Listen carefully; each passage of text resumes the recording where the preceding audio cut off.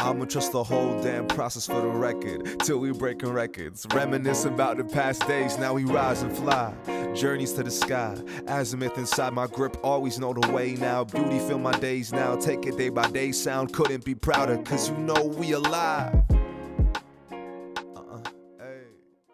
Hi, everyone, and welcome to In Process. This is Azimuth Theatre's podcast highlighting the artists in our city, and in our second season, highlighting the festivals in our series and the artists that work within those festivals. For our final episode of our festival series, we have none other than Liz Hobbs and Jay Flair from StreetFest. Hi, pals. Hey. Hello. How's it going? Good. Awesome. Yeah, you ready for this? Well, yeah. I mean, yeah, we open a festival in 2 weeks. It's going to be great. It's so soon. I can't believe that's coming that soon. So yeah, do you want to start off before we get into the festival? Do you want to start off with just like introducing yourself for our audience, kind of letting them know who you are and what led you to this point in your life where you are working at StreetFest? A series of bad decisions.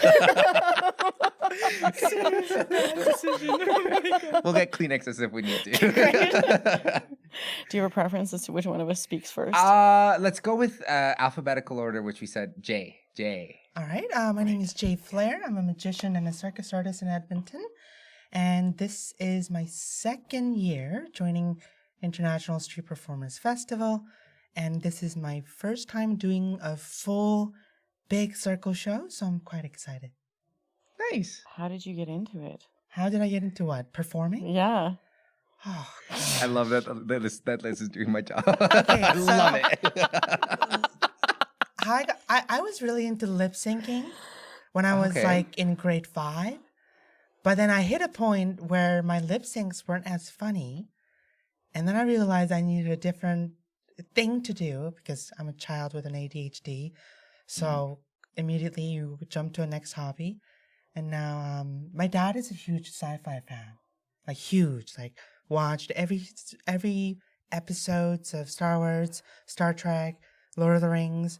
Although that guy doesn't speak English at all. He doesn't get any of the jokes. Doesn't matter. He was really into sci-fi, so I grew up naturally having a lot of good imagination, I guess.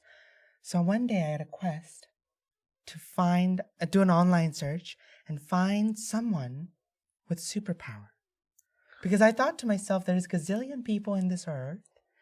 There has to be at least one person who has superpower.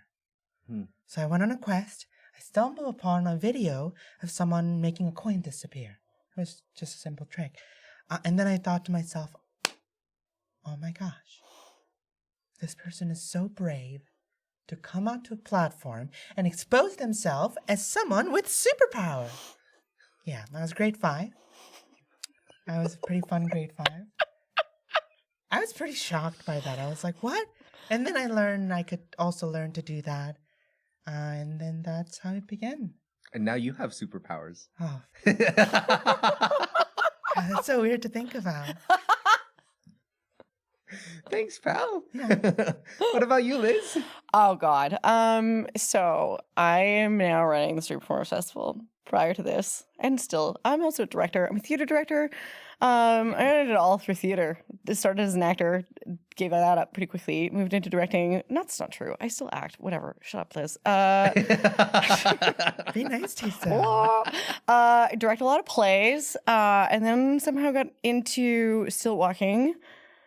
As by one does. Being on tour with some Shakespeare show in the middle of nowhere, and one of the actors was a stilt walker. I'm still walking the show, and he was like, "Hey, you should try stilt walking." And I was like, "I don't like heights," and he was like, "Okay, well, it's 4:30. We could get drunk again, or you could learn how to stilt walk." And I was like, "All right, fine, fuck, I'll give it a shot." So it was like, I don't like it, and then picked it up really quickly, and then became a stilt walker. So then I was theater artist, stilt walker, and then was working at the Fringe, and then somehow ended up in charge of all of the outdoor street rats at the Fringe for a long time. So sorry to hear that. And then in 2021, I was like, I'm done. I'm gonna like not be doing festivals anymore for a while. Like maybe I'll have a summer. This is an exciting idea. I was like, okay, bye Fringe. Then I quit Silver Skate, the winter festival that I worked for. And I was like, I'm gonna be festival free. And then like 3 weeks later, I was hired by StreetFest. And here we are. So yeah, so I am a performer and a director and an Excel sheet manager. The last one is probably the most valuable. Yeah, probably. I imagine somebody might pay me real money for it if I was to switch industries. Hey, but here we are. Can you tell us a little bit about StreetFest actually as a festival, like when it started and kind of the reason for it starting? Yeah, so StreetFest started in it's debatable. So Summerfest started in 1981 or two. And it was kind of a big summer, like a lot of the current big festivals were born out of that thing. Out of It was just a whole bunch of different things happening for a long period of time, and then it kind of fractured into their own festivals. And so the Edmonton International Street Performers Festival Association, which is way too many syllables, was officially formed in 1985. And Dick Finkel ran the festival for a long time. And the impetus came from, I believe, from being in San Francisco, I think. And so it was the first street performance festival in Canada at the time. And so they brought in a lot of performers from elsewhere because we didn't have a big street performance culture here. I mean, probably because it's under snow most of the time. Like it's not like we have it's kind of hard to make a living as a street performer in the true sense of the word here. So it's being an international festival from like its inception.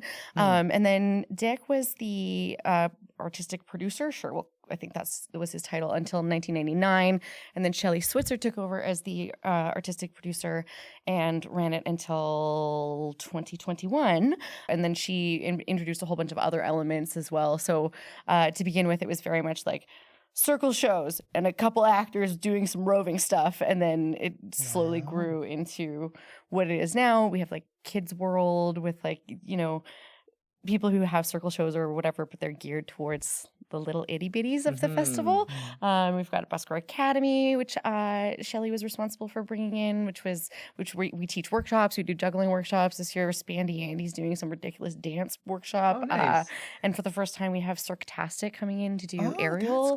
That's cool. Like kids can try out like an aerial thing on like a low, cool. silks or whatever close to the ground. Is it only for kids? No. Great. No, it's a full on legit aerial rig. You can take anybody. We just tie those things up a little bit higher and call it a day. All right. Yes. If I don't see you down there trying aerials, I'm so you might upset. actually see me there, face painted and everything. Heck yes. Full on festival mode. So and like the roving has expanded, and like so it's expanded a little bit, but it's actually what the festival is today isn't actually that far off where it started in 1985. So which is kind of cool. Yeah. Yeah. Now, you've mentioned circle shows. Can you tell us what those are? I can. Yeah. Circle show is where there's a circle around a show. Oh my God. I know. It's wild. Are there also triangle and square shows? No, they're all circle shows regardless. So why is it called circle show when it's happening at Churchill Square? Okay, because there's circles on the square. We're like in a Connect Four kind of world. Okay, yeah. Or like a dice, Yeah. Okay. Yeah, like you can have two things. We can hold two things at the same time, Jay. Impossible. Must be magic. So, just out of curiosity, like, is it a circle because that offers you the best possible, like audience, or well, what? it's partly because it's part of to do with a crowd build, right? So because it's not a ticketed event. It's not a like I'm doing this at 4:50 and people are buying tickets and coming and sitting in seats. It's like I'm going to stand in the middle of this wherever street and start doing stuff, and hopefully people pay attention to me. And so I'm forming my audience around me, which depending on where you are and what the architecture is, can often end up being a circle. So you end up like you're drawing people to you, right? So you end up with people all around you in a circle. Yeah. Cool. So they're also called like focused shows. The difference between like a roving act and a focused act would be like I'm doing a focused circle, like a focused show. But yeah, like we tend to call them circle shows when they're the big shows. Yeah. Because they're the ones that are going to draw a circle. Right. Whereas somebody else could be doing a focused act, but it's a small, like it's something different. Does Totally. that make any sense? As you know, Liz, I've done like sidewalk shows. Yeah. And I feel like those are just, I feel like a lot of the times sidewalk shows are more of a walk by shows. Yeah. Where people can walk by and see the show for like 10, 15 minutes. Sometimes they're longer if they want to stick around longer. Mm-hmm. But I feel like circle show has more, it's a show. It starts and There's a beginning, middle, there's and a beginning, middle, and end. And yeah, like, it's more geared toward like shows, let's say 30 minutes or 45 minutes. Like someone who might have a little extra time to watch something. Okay. So this year in particular, what can folks expect from the festival? Well, it's the first time since 2019 that we've had a really international festival due to, I don't know, the pandemic or something. So Right. that's exciting. We have a lot of artists who've never done the festival before, which is kind of unusual and exciting. The thing that I guess is not new this year because we did it last year, but is very new in the grand scheme of things, is that we're partnering with the Works Art and Design Festival again, which is kind of cool because they do visual art and have like kind of are breaking down access barriers by being like, it's all free, come engage with visual art, like in how you want to engage with it. Accessible entertainment. Totally. And so they're in the visual art land and we're in the like, you don't have to buy a ticket, like whatever, just show up, anybody can come, everyone can enjoy this. And so we're merging performance and visual art in kind of a this is for everybody, totally accessible kind of way. And so it's a really great marriage. Especially because you're saying like it's not like a ticketed event. How do you plan like your day as an audience member, or like what are ways that you would suggest looking at? Yeah, I mean, there's always something happening. I think like unless it's like torrentially downpouring, and we will pause. Like we're not gonna call a day unless, I don't know, a tornado comes through. God, Right. I think for that festival, really like show up, look around you, walk onto the square, look around, see what looks interesting, go engage with it. Cool. Yeah, Kids World though, like kids shows and the workshops and stuff, those are only between 11:30 and 5:30 though. So if you've got like little guys or whatever that you want to, I mean, everything's family friendly. Cool. And so Jay, you're performing this year as in a circle show, right? Yes. Yeah. Can you tell us a little bit about your piece and your project and what you're doing this year? So the show is called Magic with a Little Flair. Nice. Me, myself, being a little Flair because I am 5'0" nothing. Actually, I'm 5 foot and 1 3/4, but we're not going to talk about that. Yeah, Magic with a Little Flair is going to have lots of quirky jokes. Strange enough, a lot of dad jokes. Okay. Puns. Yeah. And some very visual magic tricks. And then it ends with a balancing circus finale where I balance 6 wine glasses on a sword. So yeah. It's really stressful. It's really stressful. Yeah. To do. It's really stressful to watch. Yeah. It's also because when it's happening, I tell people not to clap. And you just hear this amplified epic music. Dun, dun, dun, dun. And then just myself with 6 wine glasses in front of my face with the sword. And I let people only clap when the last 2 wine glasses are at the top. So it's just like a built up of anticipation. Maybe basically everyone just stops breathing for a while. Yeah. That's really fun though, to get a whole audience to like actually just stop breathing almost. It's a pretty interesting feeling. Yeah. And so I'm assuming you've got bits and pieces that you've done in other shows, like, but is this like a full show that you've like kind of made for this festival, or is this a show you've performed somewhere else? It's a show that has, the orders of the show has developed over doing it many times at different events. Like parts of this show is from my birthday party shows. Parts of this show is from my cabaret pieces. Like my mouth stick balancing, where I guess I should say mouth sword balancing, but not sword swallowing, different thing.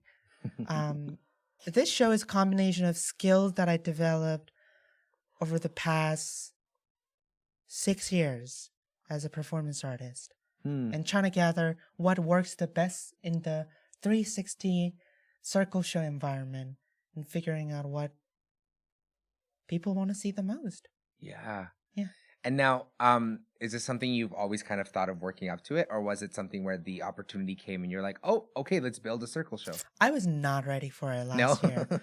So last year I did walk by, and that gave me a lot of confidence in that festival environment. You see, I'm used to busking on White Ave or Farmers Market without the festival. Right. In that kind of setting, you don't have security, you don't have anyone really looking out for me, or you have to pack up all your stuff when you go to bathroom. So putting myself in a different street performing situation is always new and challenging. So last year was a really good stepping stone for this year to get my show in order. Mm-hmm. And I hear this year you're the only Edmonton artist to have a circle show. Is that correct? Yep, that's true. Yeah. How's that make you feel? Horrified. Well, there's another half of one. Ron's doing 4 days. Oh, Ron Pearson, Magic, Yeah, is it's doing doing 4 days. So Okay. there's 1.5 Edmonton circle shows. There's some more representation with you, but Yeah. you're kind of repping Edmonton. Yeah, I'm proud to rep in Edmonton. Nice. I'm also a little bit, as an artist, I always have that feeling of self-doubt. Like, should I be repping Edmonton? But at the end of the day, I am repping Are Edmonton you just regardless. saying that I'm really bad at curating? Is that what you're trying to say? I don't know what I'm doing? Is that what we're implying right now? Listen. All of a sudden, Jay doesn't have a circle show. Oh, shit.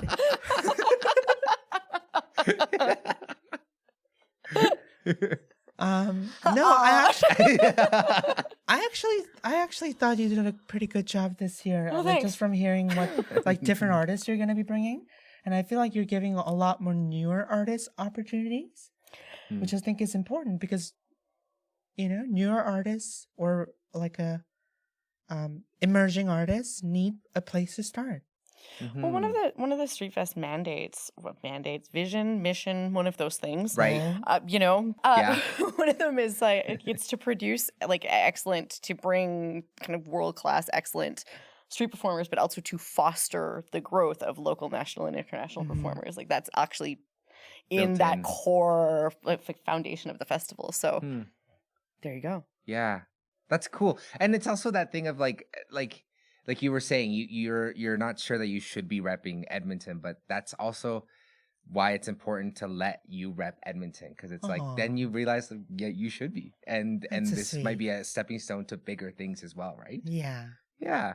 I'm really excited and feeling fortunate with this opportunity, because I remember 4-5 years ago I used to perform outside, a block away from, I think at the time it was Fringe Festival, and I remember just performing outside of these festivals, thinking one day I'm gonna share the same spot as those guys. So yeah, it feels pretty cool. That's pretty dope. That's really dope. Yeah. We love a good growth story that way, Yeah. Now Jay hinted that you hearing some of the artists that you're bringing in, that was pretty exciting for her. Do you want to share some of those artists with us? Okay, first comes to mind Kate. Great. Who has done Edmonton Fringe once? Oh, Twice. Kate, great. Twice. I'm a huge fan of her. Yes, she's awesome. She's ridiculous. She's a world-class juggler and an acrobat, and there's very little she doesn't do. Yeah. And she's kind of funny, I guess, too. Yeah, she's great. So I'm excited to see her again. I'm really excited about there's 4 of them. It's a really, really, really big for a circle show. Okay. Coming from France. Ooh. The group is called Surprise Effect, and they are acrobatic break dancers. So it's this Oh. insanely physical, very cool, acro meets breakdance meets just dance That's cool. show that's kind of inspiring and uplifting at the same time. It's very cool.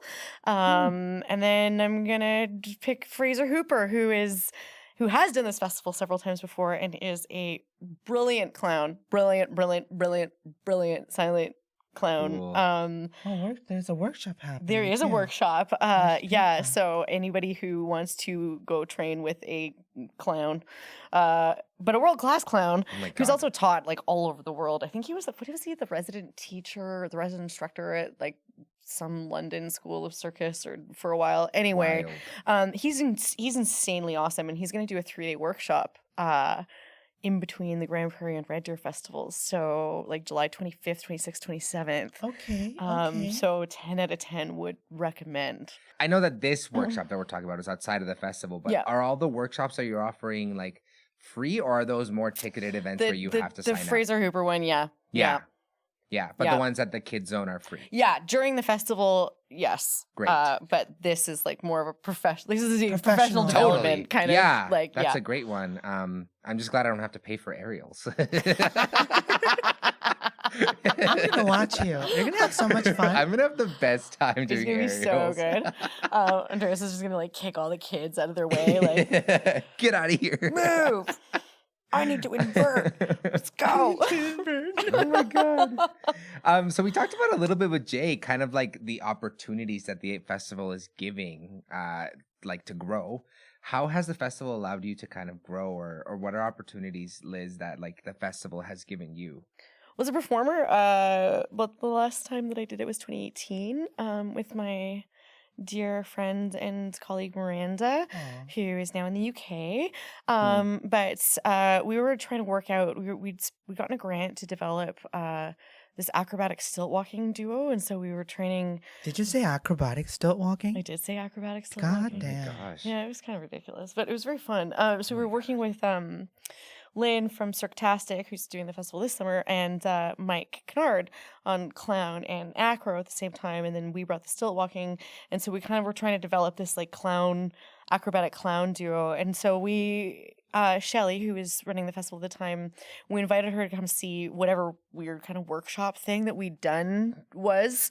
It was not good, but like it wasn't bad. It just wasn't good yet. And then a work in progress. Yeah, it was definitely a work in progress. Yeah. Anyway, and then we were chatting with her, and she was like, "I'd love to have you guys come and rove with that and figure it out at the festival," which was awesome. So that was great. And then I injured myself and have never done acrobatic stilt walking again. But it was awesome at the time.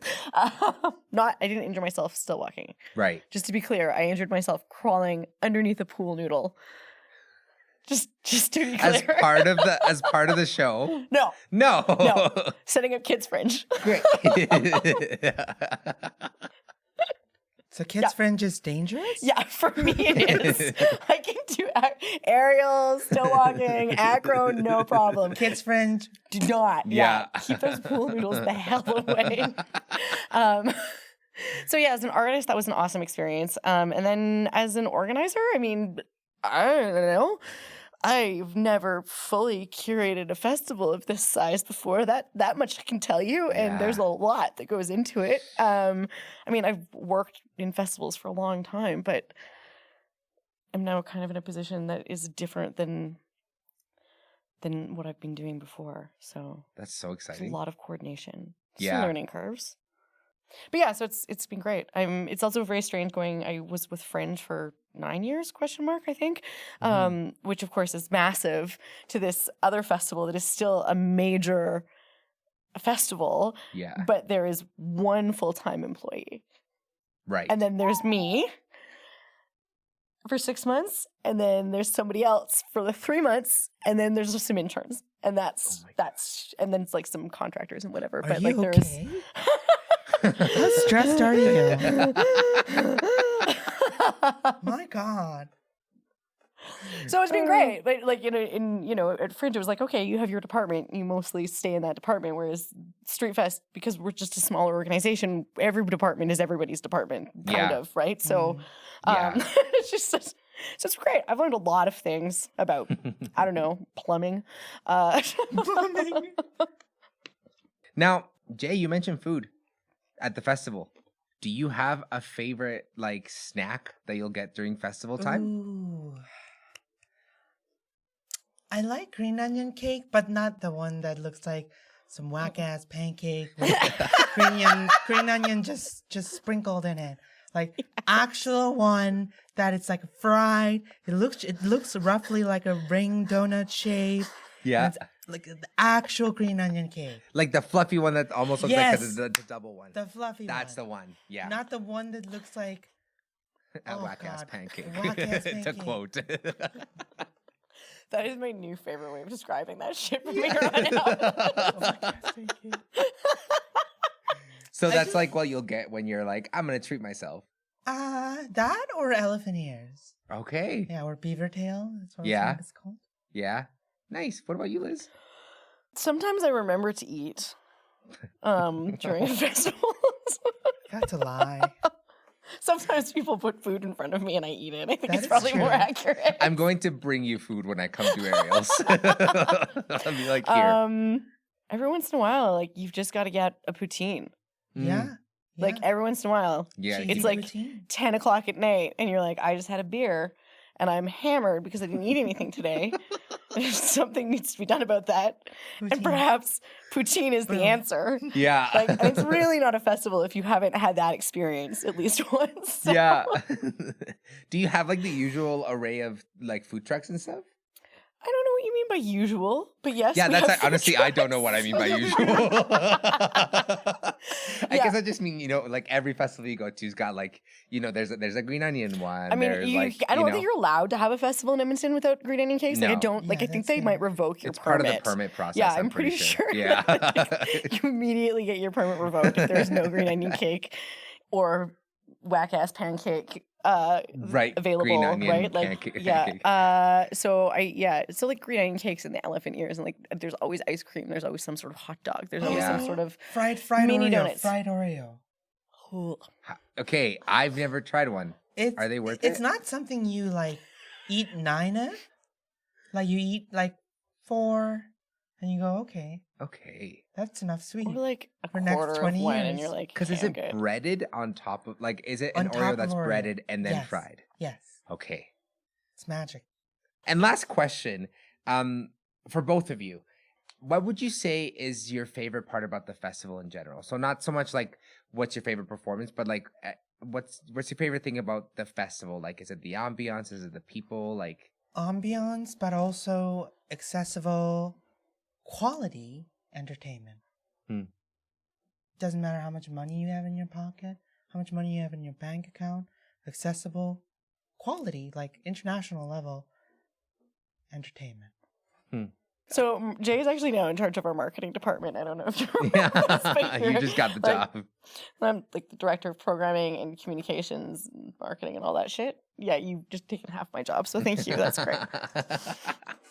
What about you, Liz? One, I think there's something really special about StreetFest in the camaraderie of the artists themselves. But then, like, I don't know, there's something really amazing about getting to watch 175,000 to 250,000 people like laugh and enjoy themselves and play and engage with something that's really magical.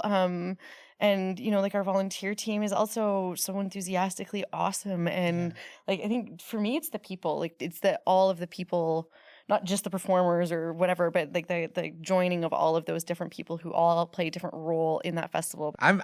You've sold it for me. I'm very excited to come check it out this Yay! year. Yeah. To close us off, Liz, can you tell us how folks can find information about the festival and ways that they can come and support the festival? Yeah, I could probably start by saying the dates of the festival. Oh my which I don't God. think we've actually mentioned once so far. Oh my gosh. So the festival. Wow. Wow, we really went the No, whole we way really did. We through. really rocked that. Anyway, Yeah. Everybody's like, okay, I need to put it on the calendar. I'm When the the hell director is of it? communications, everybody. I'm really good at my job. July 7th to the 16th on Churchill Square. So you can support the festival by going to the festival. Step the first. If you're looking for information, the website also falls under my purview, so my apologies. There is no detailed day-by-day schedule yet. But it will be up at but some it will point. be there, and there is, general festival information. You can find the full festival lineup and all that's going on. Also, check out the Works website. Our website is edmontonstreetfest.com.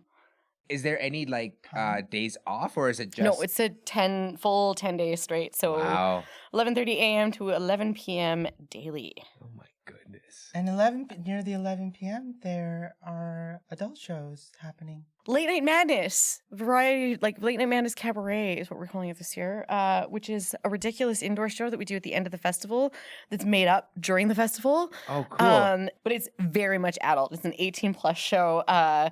Wild, weird.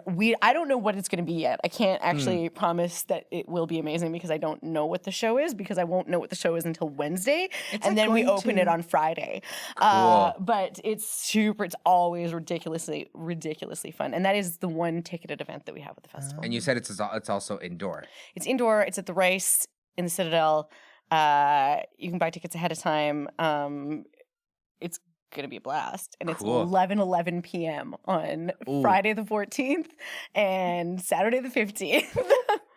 That sounds like exactly where I'm going to be. Yeah, it's very, very fun. Cool. And now, Jay, where can folks find you if they want to get to know like either your shows during StreetFest or just find you in other performances that you're doing after? Yeah, I think folks can go to my Instagram, which is Flair Magic. That is JAYFL Magic. And I think folks can find where I will be in July, but it just from top of my memory, after StreetFest, I'll be doing a magic camp at Grindstone Theatre, and then I'll be doing K-Days, and then K-Days to Fringe Festival. And you actually have a little gem or gift for our podcast, which is you're going to perform some magic for us, right? Yes, I will. Awesome. Let me thank our sponsors, and then we will stick around, and then after our sponsors, you will get to see a short snippet of Jay Flair's magic. Just to close us off, first of all, thank you very much for being here. Thanks for having us. Yeah, it's been a blast. This has been so much fun, and both your energies are just lovely. So thank you so much for being here. Thank you. Hey, anytime.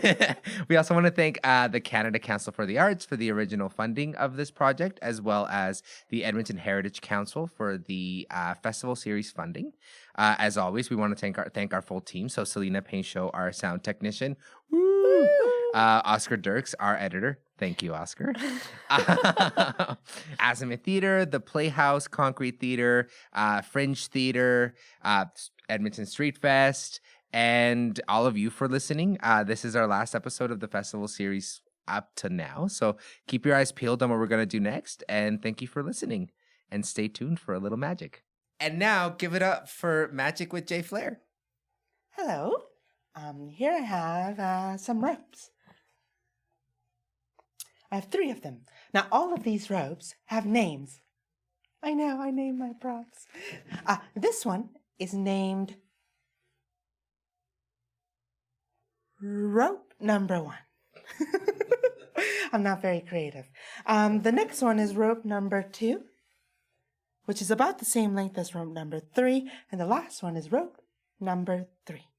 Now, all of these ropes are about the same length. And despite the fact that they're the same length, they also have nicknames. Yay! Their nicknames are actually long, medium, and short. You can't tell really well if it's held vertically, but if it's held horizontally, you will notice the short one. And then you will notice the medium one. And you will obviously notice the long one. Now, I understand a typical response to a good magic trick is sort of like what Andrés have, which is this. What the fuck? So, do me a quick favor. Can you hold on to this one for me? Of course. Can you hold on to this one for me? And I will hold on to this one. Hold each ends of the rope and pull. Make sure it does not stretch like an elastic band. It should not stretch. Yeah.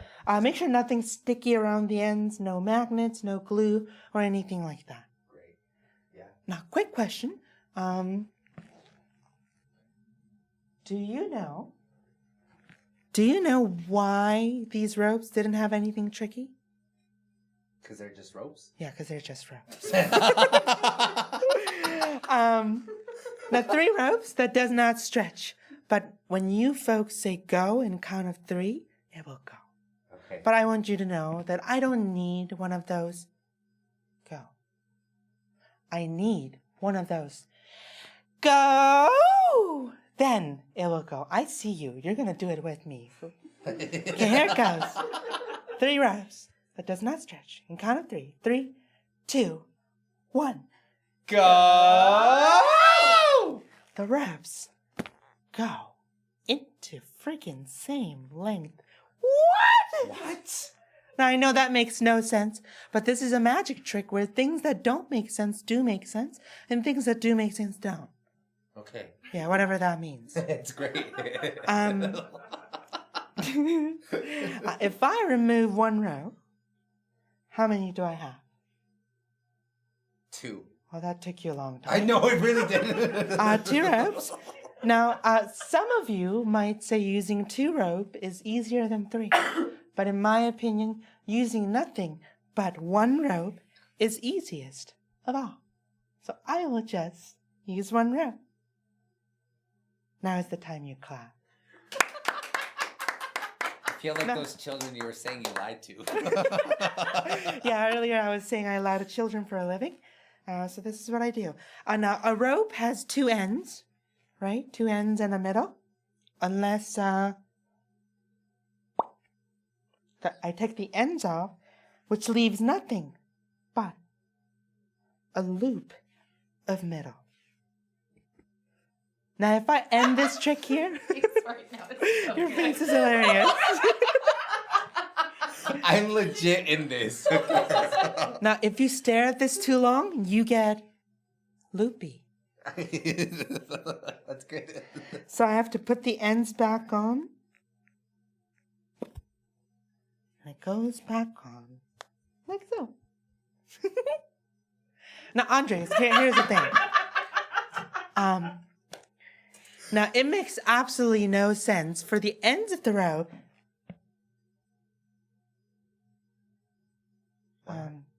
Sorry, this is at a wrong spot. There you go. It makes no sense for the ends of the rope to come on and off. But what it does is freaking darn wild, isn't it? Now you're just showing off. How many ropes do we start with? 3. 3. We started off with 3 ropes. And then we went to 2 rope, right? Yeah. And then we... Do you see this? It's clearly sharp. This is not 2. This is a scissor. There you go. We started off with 3 ropes. 1, 2, 3. 1 long one. 1 medium one. And 1 short one. And although they all look like they're about the same length, in the end, they're all different. And on that note, my name is Jay Flair. Thank you so much for your time. Oh my God. I should probably put these away. There you go. Hey, pal. Enjoying the conversation? Traversing the Azimuth is a brand new branch of Azimuth Theatre, aimed at connecting artists with a wider community, deepening mutual understanding, and getting to share each artist's process and journey. You can help out by going to azimuththeatre.com/sponsorship. Your sponsorship will go straight into paying more artists to come and share what it means for them to be proudly in process. For more information on Traversing the Azimuth, go to azimuththeatre.com/traversing. Woohoo!